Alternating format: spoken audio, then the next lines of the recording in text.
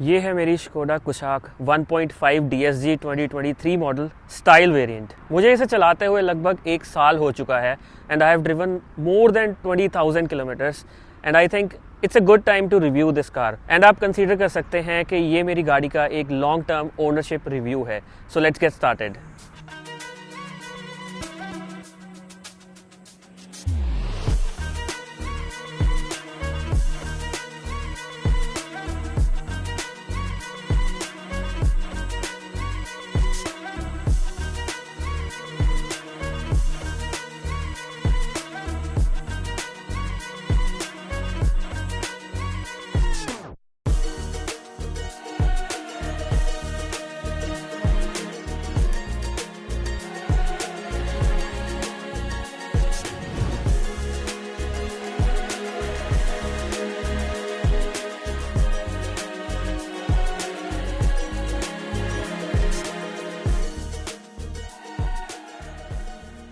ये है Skoda Kushaq का 1.5 DSG स्टाइल वेरिएंट। इसमें आता है 1.5 लीटर का TSI टर्बोचार्ज इंजन जो प्रोड्यूस करता है 150 PS of power and 250 newton metre torque. लगभग 4.2 मीटर इस गाड़ी की लेंथ है, 188 मिलीमीटर का ग्राउंड क्लियरेंस है, 17 इंच के एलॉय व्हील्स इसमें आपको मिलते हैं, Skoda crystal headlights, halogen fog lamps और छोटी सनरूफ के साथ टिपिकल स्कोडा की डिजाइन लैंग्वेज आपको इस गाड़ी में देखने को मिलती है। इस वीडियो में मैं शेयर करूंगा सारी डिटेल्स इस गाड़ी के बारे में, अभी तक का मेरा ओनरशिप एक्सपीरियंस कैसा रहा, सर्विस के बारे में बात करेंगे, गाड़ी की ड्राइविंग, हैंडलिंग प्लस जो भी इश्यूज मुझे इस गाड़ी में अभी तक आए हैं, इन सभी चीजों की बात करेंगे। तो सबसे पहले शुरू करते हैं गाड़ी के प्लस पॉइंट्स से। लुक्स की अगर मैं बात करूं तो इस गाड़ी में आपको देखने को मिलता है एक टाइमलेस डिजाइन, एक ऐसा डिजाइन जो कभी भी एज नहीं होगा। बहुत ही सिंपल है, सटल है, इसमें कुछ भी ज्यादा फैंसी आपको देखने को नहीं मिलेगा। गाड़ी के फ्रंट साइड में आपको देखने को मिलेगी टिपिकल स्कोडा डिजाइन लैंग्वेज वाली ग्रिल और साथ में स्कोडा का लोगो उसके बीच में देखने को मिलेगा। बहुत ही सिंपल हेडलैम्प्स हैं, साथ ही नीचे की तरफ फॉग लैंप्स हैं और मुझे लगता है कि स्कोडा बिल्कुल भी मूड में नहीं है कि जो मार्केट के ट्रेंड्स हैं उन्हें फॉलो किया जाए। ये मैं इसलिए कह रहा हूँ क्योंकि स्कोडा में अभी भी पीछे जो टेल लैंप्स हैं वो स्प्लिट स्टाइल में आते हैं, ना कि कनेक्टेड। आजकल मैक्सिमम गाड़ियां कनेक्टेड टेल लैंप्स ही देती हैं। सेफ्टी इस गाड़ी का एक बहुत ही बड़ा पॉजिटिव है। जैसे ही ये गाड़ी इंडिया में इंट्रोड्यूस हुई थी, ग्लोबल एनकैप में टेस्ट हुई थी और लेके आई थी 5 star for adult and child occupants और इसकी जो बॉडी शेल है वो स्टेबल पाई गई थी after the crash. And important point two note here is that उस टाइम इसके बेस वेरिएंट में सिर्फ 2 एयर बैग्स आते थे। सिर्फ 2 एयर बैग्स के साथ ये गाड़ी 5 स्टार रेटिंग लेके आई थी, जिसने इसे बना दिया था इंडिया की फर्स्ट सेफेस्ट फैमिली कार। अगर मैं ये कहूँ कि इस गाड़ी ने सेफ्टी को लेके एक ट्रेंड सेट कर दिया था इंडिया में, तो ये गलत नहीं होगा। इस गाड़ी का जो व्हील बेस है दैट इज 2651 mm, जो कि बना देता है इसको longest wheel base of the segment, जिसका सबसे बड़ा बेनिफिट है कि आपको बैक सीट में लेग रूम बहुत अच्छा मिलता है। Another very big positive point of this car is that इसकी जो ड्राइवेबिलिटी है it is like unmatchable in the segment. आप जब ट्रिपल डिजिट स्पीड पे जा रहे होते हो और आप टर्न लेते हो तो आपको पता लगता है कि आपको कितना कॉन्फिडेंस ये गाड़ी देती है। शायद ही इस सेगमेंट में कोई और गाड़ी है जो आपको इतना कॉन्फिडेंस दे सकती है। इंजन और परफॉर्मेंस की बात कर लेते हैं। ये जो पर्टिकुलर वेरिएंट मेरे पास है, this is 1.5 litre turbocharge engine mated to a DSG gear box. 1.5 engine और DSG गियर बॉक्स का जो कॉम्बिनेशन है दैट इज सिंपली अनमैचेबल। इस इंजन की जो पावर डिलीवरी है एकदम शानदार है। ये बिल्कुल लीनियर डिलीवरी आपको देता है। लो range, mid range, high range कुछ भी ले लो, आपको कभी भी पावर की कमी इस इंजन में नहीं होने वाली। चाहे आप गाड़ी को फुल्ली लोड करके AC ऑन करके पहाड़ों में भी चढ़ा रहे हो तो आपको ये गाड़ी कभी परेशान नहीं करेगी इन टर्म्स ऑफ पावर। और इसका जो स्टीयरिंग है उसका फीडबैक इतना शानदार है, इतना एक्यूरेट है, आप जितना स्टीयरिंग में इनपुट दोगे उतना ही वो आपको फीडबैक देगा। It is very good for city driving क्योंकि स्लो स्पीड पे ये बहुत लाइट वेट है और जैसे जैसे आप स्पीड को बढ़ाते हो इस स्टीयरिंग में वेट आ जाता है which gives you another level of confidence. और मैं फिर कह रहा हूँ इसका जो प्रिसीजन है वो एक अलग ही लेवल पे है। शायद मैं आपको ऐसे समझा नहीं पाऊंगा, आपको उसके लिए गाड़ी ये खुद चला के देखनी पड़ेगी, तब आपको समझ आएगा कि मैं क्या कहना चाहता हूँ। इसका जो सस्पेंशन सेटअप किया गया है वो थोड़ा स्टिफर साइड पे है, जिसकी वजह से आपको हाई स्पीड्स पे बॉडी रोल बिल्कुल भी फील नहीं होता। इसका डाउन साइड जरूर ये है कि जब बड़े बड़े गड्ढों में गाड़ी जाती है तो थोड़ा हिलती ज्यादा है, इतनी कुशनी आपको फील नहीं होती, लेकिन स्टिफ सस्पेंशन की वजह से ही आपको एक बहुत अच्छा कॉन्फिडेंस मिलता है हाई स्पीड्स पे। स्कोडा के 1.5 TSI इंजन में आपको मिलती है एक्टिव सिलेंडर टेक्नोलॉजी। जब आप एक कांस्टेंट स्पीड पे गाड़ी चला रहे हो, लेट्स से 70-80 पे आपकी गाड़ी चल रही है और आपने एक कांस्टेंट स्पीड बना रखी है तो इसमें आधा इंजन विच मीन्स 4 में से 2 सिलेंडर शट ऑफ हो जाते हैं और गाड़ी लिटरली 2 सिलेंडर पे चल रही होती है, जिसकी वजह से गाड़ी की जो फ्यूल एफिशिएंसी है वो एकदम से बढ़िया हो जाती है। और इसीलिए जब आप इस गाड़ी को हाईवेज पे लेके जाते हो तो ये आपको एक बहुत अच्छी फ्यूल इकोनॉमी देती है। मैं जब भी इसे हाईवेज पे लेके जाता हूँ मुझे कभी भी 17 से नीचे एवरेज नहीं मिलती and I think the best I have achieved is even more than 19 kilometre पर लीटर। इतने बड़े टर्बो इंजन के लिए 19 प्लस की एवरेज मेरे हिसाब से तो बहुत बड़ी बात है। इस गाड़ी में आपको मिलती है Skoda crystal headlights, white colour की लाइट्स हैं और इनका थ्रो बहुत अच्छा है। अगर आप अंधेरे में गाड़ी ड्राइव करते हो तो you will never have that problem of visibility. जो फॉग लैंप्स हैं वो इसमें आपको हैलोजन येलो कलर के मिलते हैं, जो मेरे हिसाब से एक अच्छी चीज है। अगर आप फॉग में फॉग लैंप्स यूज करना चाहते हो तो they have to be yellow. White light fog में इतना बढ़िया काम नहीं करती जितनी येलो लाइट करती है। इस गाड़ी में आपको अच्छी क्वालिटी के इंटीरियर्स मिलते हैं। स्टाइल वेरिएंट में आगे की दोनों सीट्स वेंटिलेटेड हैं, which is a good thing when you are driving in summers. मेरा 2023 मॉडल है, इसमें जो इंफोटेनमेंट टच स्क्रीन है दैट इज 8 इंचेस, लेकिन 2024 ऑनवर्ड जितने भी मॉडल आ रहे हैं उन सब में 10 इंचेस का डिस्प्ले आपको मिलता है। प्लस इसमें जो डिजिटल इंस्ट्रूमेंट क्लस्टर है जिसे डिजिटल कॉकपिट भी बोलते हैं, उसका व्यू भी एकदम शानदार लगता है। आपको एक बढ़िया सी ड्राइविंग वाली फील वो देता है। उस MID को आप अपने हिसाब से कस्टमाइज कर सकते हो based on what information is more relevant to you, और उसका जो लुक है एकदम स्पोर्टी है।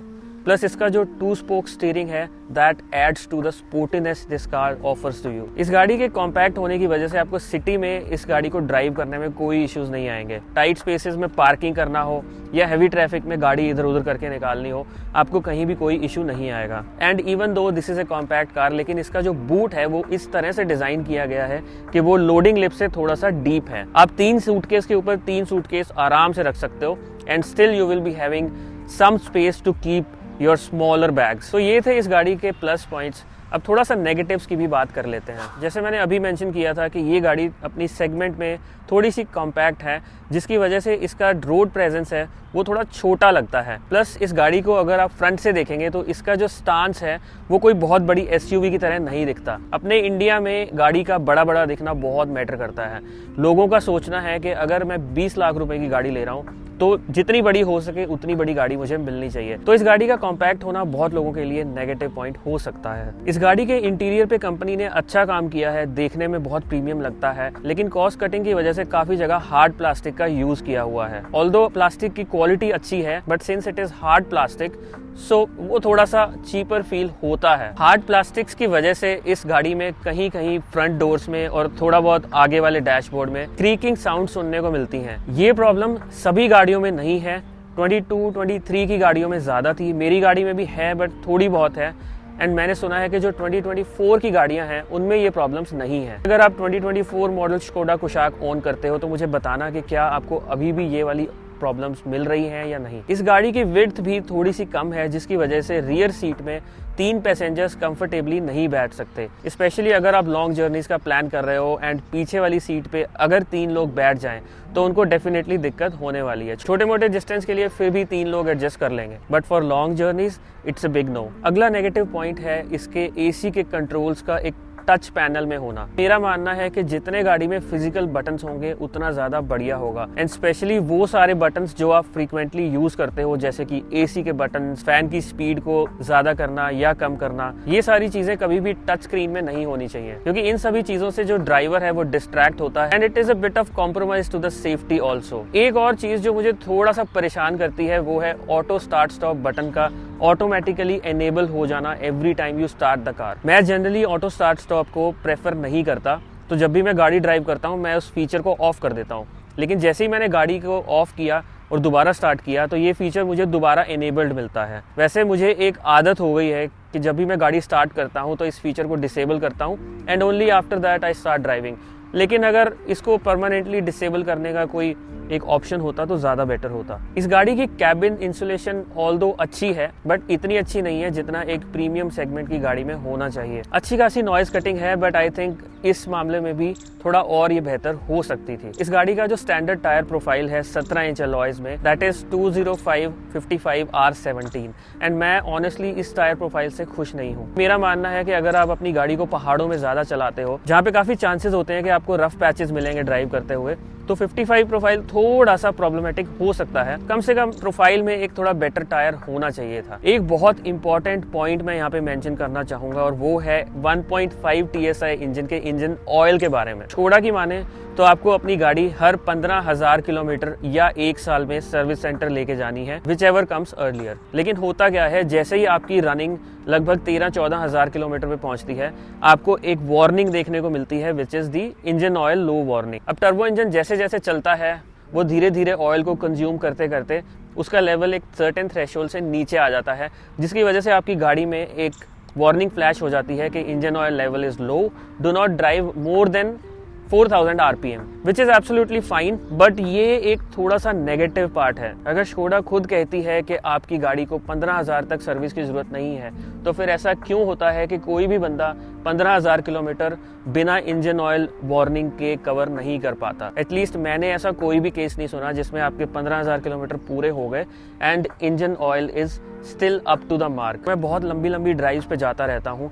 अगर उस केस में इंजन ऑयल लो हो जाए तो ये एक प्रॉब्लम हो सकती है, क्योंकि हो सकता है जहां पे आप उस टाइम हो आपको आसपास कोई ऑथोराइज सर्विस सेंटर ना मिले, तो फिर आप बिल्कुल ट्रबल में आ सकते हो। एंड उसके लिए मैं स्कोडा का 1 लीटर इंजन ऑयल हमेशा अपने साथ कैरी करता हूँ। लेकिन फिर भी यार 15,000 किलोमीटर मतलब 15,000 होना चाहिए। एंड इनफैक्ट 16-17 हजार भी अगर आपकी गाड़ी कवर कर लेती है तो आई थिंक इंजन ऑयल लो नहीं होना चाहिए। बाकी यार मैं इतना टेक्निकल बंदा नहीं हूँ। अगर आप में से कोई ऐसा है जिसने ये चीज फेस की है तो मुझे कमेंट्स में जरूर बताना। अब आते हैं सर्विस एंड मेंटेनेंस कॉस्ट पे। मैंने इस गाड़ी में सर्विस मेंटेनेंस पैकेज लिया हुआ है and due to which I am covered for 4 years और 60,000 kilometres, whichever comes earlier. जब मैं अपनी फर्स्ट सर्विस के गया तो मेरी जो सर्विस कॉस्ट थी दैट वाज एग्जैक्टली 0 रुपीज। मुझे अपनी पॉकेट से 1 रुपया भी खर्च नहीं करना पड़ा। एंड आई थिंक ये एक बहुत इंपॉर्टेंट चीज है। अगर आप भी एक स्कोडा के पोटेंशियल बायर हैं तो मेक श्योर आप सर्विस मेंटेनेंस पैकेज जरूर लें। प्लस इस गाड़ी में आपको 4 साल की स्टैंडर्ड वारंटी और 2 साल की एक्सटेंडेड वारंटी मिलती है, which means you are covered for 6 years। अब कुछ कॉमन इश्यूज की बात कर लेते हैं। स्कोडा कुशाक की जो सबसे पहले लॉट की गाड़ियां थी